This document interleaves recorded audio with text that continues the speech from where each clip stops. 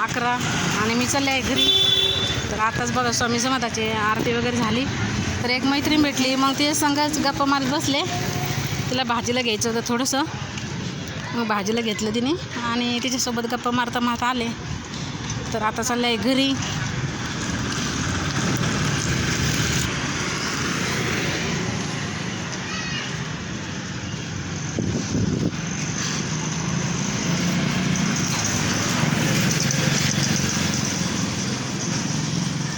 मध्ये 10 दिवस जातच नाही आलं बघा, आम्हाला सुताक पडलं होतं त्याच्या. तर आता आले आहे बघा, मी घरी पोचलेले आहे.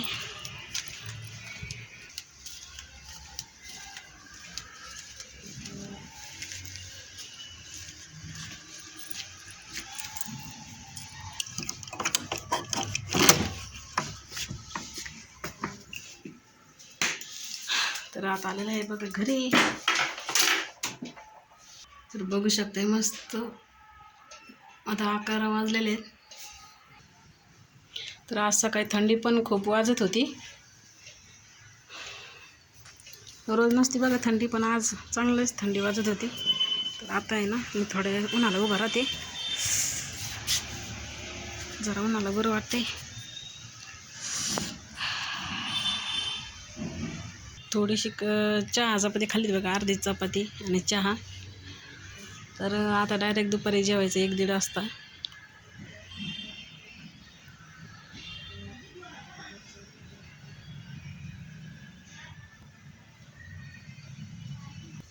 उन्हाला बसायला बरं वाटते आणि घरामध्ये गेलं का गार लागत आहे.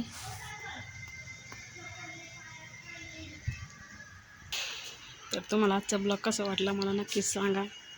चला भेटूया पुढच्या ब्लॉगमध्ये. तोपर्यंत सर्वांनी काळजी घ्या. इथे बघा आहे आमची तुळस, पण ती लई सुकलेली बघू शकताय. तर नवीन आहे ना तुळशीचे रोप आलेत बघा, त्याच्यामध्ये बारीक बारीक मोठी होईन तेव्हा मग छान वाटतं. इथं पण तुळस नसल्यावर वेगळंच वाटतं. तर हे आहे बघा शमीचं झाड. माझ्या मम्मीने पण आणलंय बघा शमीचं झाड, तिकडे उज्जैनला गेली होती तेव्हा.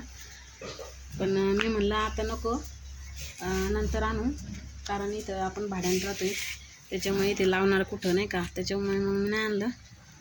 आता आपण आपल्या स्वतःच्या घरामध्ये गेल्यावर मग आणता येईल म्हणून नाही आणलं.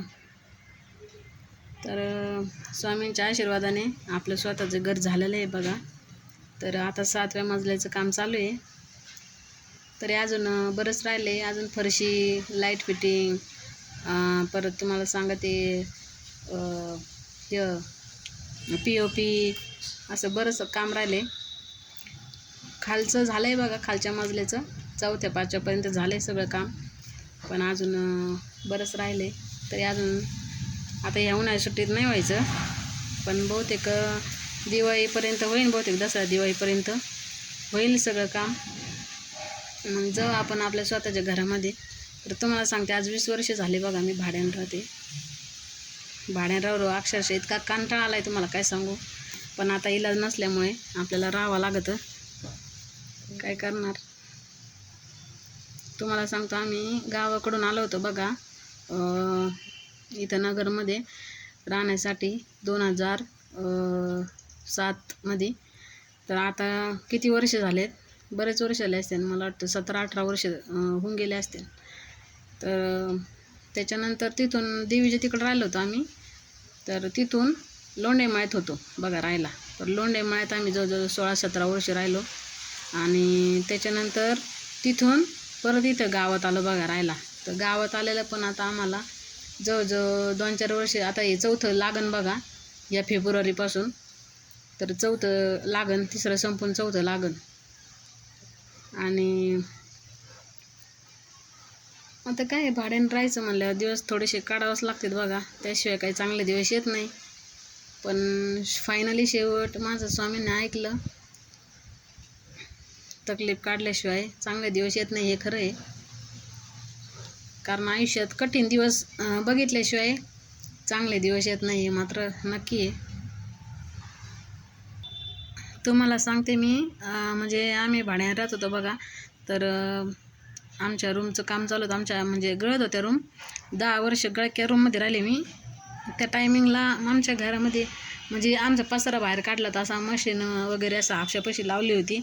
आणि आमच्या रूमचं म्हणजे कसं वाढून घ्यायचे होते भिंताडं म्हणून मग ती आम्हाला रूम बदलायला सांगितली होती आमच्या मालकीने. त्याच्यानंतर आम्ही बदलली आणि म्हणजे तिथंच होतो बाहेर बघा. बदलली कशाची, आम्हाला रूम पण नव्हती, बाहेर पसारा होता माझा मशनी ते सगळं हापशापाशी. आणि आम्ही करून खात होतो बघा बागेमध्ये. चिक्कूचं बाग होता बघा, तिथं करून खाल्ला आम्ही बरेच दिवस. आणि तर तिथून करून खायचं आणि दिवसभर चिक्कूच्या झाडाखाली लोळायचं. पोरांना घेऊन बसायचे. नेमकं माझ्या पोराचा हात पण मोडला होता. तर चला भेटूया पुढच्या ब्लॉगमध्ये. बाकीचं पुढच्या ब्लॉगमध्ये सांगते तुम्हाला.